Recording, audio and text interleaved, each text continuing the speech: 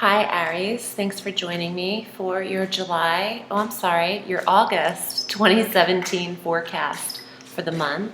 I'm shuffling the Connolly Tarot, and this is by Peter Paul and Eileen Connolly. So we'll see what comes up for your forecast there. But let's start the astrology because it's eclipse season, and there is Mercury retrograde in August. So the first date I would like to discuss is the 7th, and there is a full moon lunar eclipse at 15 degrees of Aquarius in the 11th house for Aries. And this energy is a full completion. There is a culmination in the sector of friendships, of clubs and groups and organizations that you're affiliated with. There is an ending to a project or a completion of your social obligations around this time, but keep aware of your connections with friends, maybe online or internet connections in the 11th house. There's a little bit of I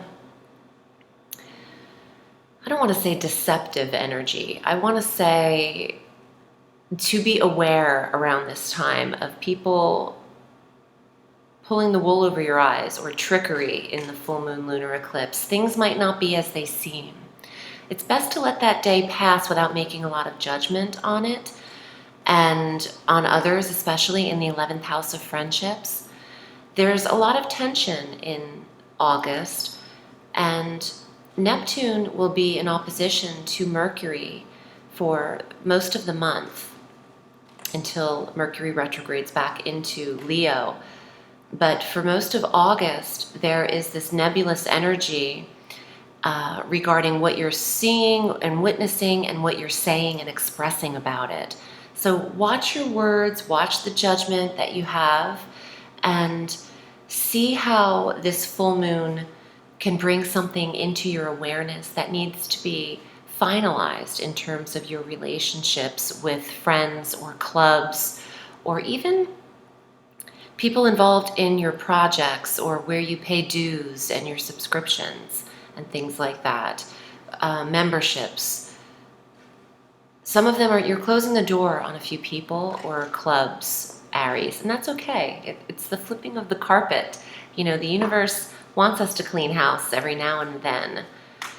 On the 12th, we start our Mercury retrograde. And I would think that we started it now by the way I am. I'm a little foggy, but we'll see. Not foggy in my psychic awareness, but just doing these videos is normally an effortless thing for me. And I'm finding that I'm tripping on a lot of my words, so it feels like a Mercury retrograde. But he slows down on the 12th at 11 degrees of Virgo and goes back through 28 degrees of Leo and going direct on September 5th. So this retrograde will start in the area of your health and well-being and your daily routine and your grind, your work, the 6th house, and goes back 2 degrees into Leo, into the 5th house.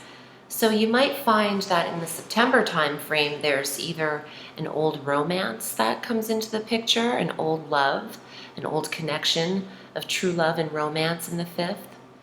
But that's just for the last few days of the retrograde. The main portion of this, from 11 degrees of Virgo back through 0 degrees of Virgo, this is in the sector where you want to tend to the body, really want to take it easy with any strenuous activities. Don't push yourself in your workouts.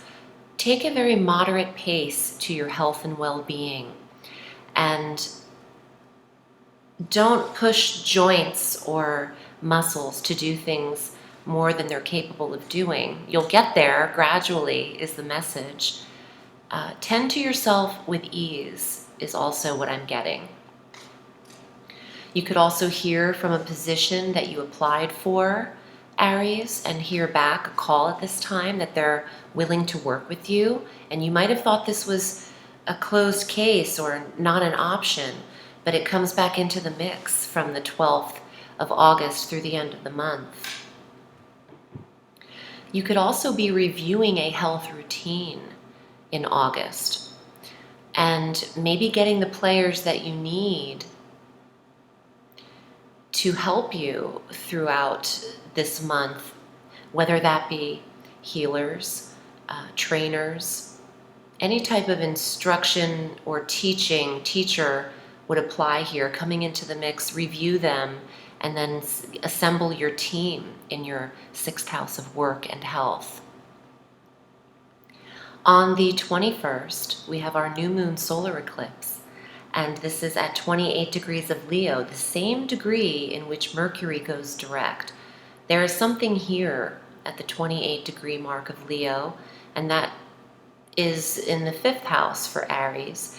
But please watch your ascendant signs, because that's really pinpointing the astrology for you. Watch your moon sign as well if you're into connecting some of the emotional energy, although I really think your ascendant and your sun sign would be the most significant and the most in alignment with your with your natal chart would be your ascendant. So the new moon solar eclipse in the 5th house can actually eclipse in a romance. This could also be a pregnancy for Aries from the 21st through the rest of the month. A new moon eclipsing in the 5th house of fertility and creativity and romance, the 5th house of true love. So bringing in something that's fresh and new and exciting. However, you could find that the retrograde brought in someone from the past, and you might give this a new attempt.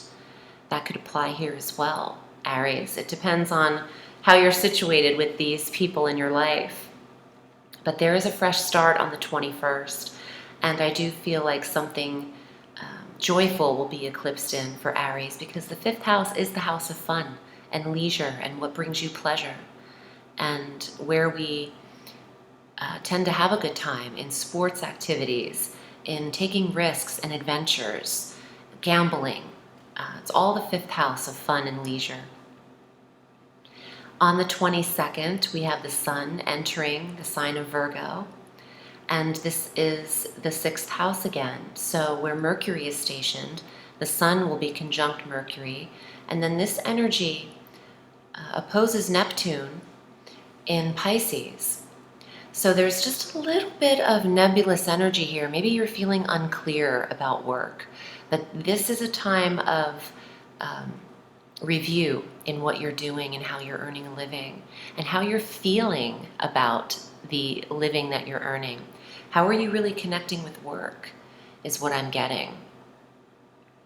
The sun will assist because there's no warmer energy and he is the life force. So there is something magnificent here in the 6th house of health, and it's great for healing as well. This energy all opposes Chiron, and that is the asteroid, the wounded healer. So there is something strong being eased over for Aries at this time. On the 25th, Saturn goes direct, and Saturn's been in Sagittarius for 2.5 years. He's stationed direct at 21 degrees of Sagittarius in your 9th house of adventure or foreign travel, the house of study and metaphysical activities and religions, philosophies, your belief systems. And Saturn has been helping you discern what your beliefs are, what works for Aries and what doesn't. He'll be out of this sector completely for 27 to 30 years, effective December 21st of this year. So you have these remaining months, August 25th through December 21, with Saturn in the 9th house, discerning your beliefs, what works for you politically, what works for you metaphysically. That's all the 9th house, astrology and tarot. On that same day, the 25th, Venus enters Leo. The 5th house is ignited with romance for Aries. And where Venus goes, that's where attraction is. And she is the planet of harmony and bringing balance to this area that she'll be stationed in for a month. So romance is heightened for Aries. Meeting someone or reconnecting with someone is heightened. Let's pull your cards for the month and see what comes up. And if you'd like to book with me, I'm at Audrey Alison Astrology and Tarot. I read all through the week. You would choose your reading length via the PayPal button, and I'll get back to you in an email in a day or two with some options, and we'll set that up. Here is your first card, the Seven of Coins. This is a stage of progression in the 6th house of work. I hope that this computer isn't getting glitchy. I'm noticing a few frozen moments. This is going up the stages of increase and garnering your skill set and being paid for what you're great at. So let's see what else comes up. Ooh, it's all about that 6th house too. And this is the 6 of Coins. This is definitely 6th house. Shared resources, other people's money and support. Taking care of your health in the 6th house. Using your wealth to benefit the health, and vice versa. When you're healthy, you're wealthy. And these cards would certainly apply to that. Oh, and look at that. This is fabulous. This is your 5th house energy. This is self-fulfillment, romance, a connection. Wow, so 5th and 6th house for Aries is definitely coming up in the tarot as well. There's a potential relationship on the horizon. Now, someone that you meet might be getting out of a recent breakup or relationship, Aries. That's why when you see this card, there's someone witnessing them as well. Similar to the Lover's card, there could be a third person energy. But to me, they feel like they're in the past. But the 9 of Swords suggests you might have a little bit of competition ahead of you. That's if you're into participating. There's never really a competition if there's no one available to play the game on the other end. What did a friend tell me once? I'm not playing ball. There's no one on the other end to catch the ball, so there's not a game happening here. There might be some of that energy where people are trying to stake their claim on things or past relationships, whether through social media or the 11th house of the internet. This person could get a hold of you online too. This person coming in from reconnection from the past possibly might come through the internet or Facebook, whatever you're into as far as social media, or Instagram, Snapchat. But I feel like the main focus, being these 2 cards first, is your health, well-being, and what makes you feel like you are deserving of an increase. Keep positive about what you deserve, and it should certainly manifest. There's always going to be a little bit of competition in life because we are surrounded by others. But just know that it's an energy, and if you really focus on you and remaining positive at what you're good at, don't worry about other people's energy too much. I am pulling a card from a very special deck that I've had in my life for a long time. And I don't ever really bring these out, but I'm going to start uploading some videos on VIMEO. So if you're interested on VIMEO On Demand, you can check out Audrey Alison Medium Messages. I'll be using these cards as well. They're my intuition cards, not mine. They are Madame Lenormand's intuition card from a Titania deck, and they're just images on each of these cards.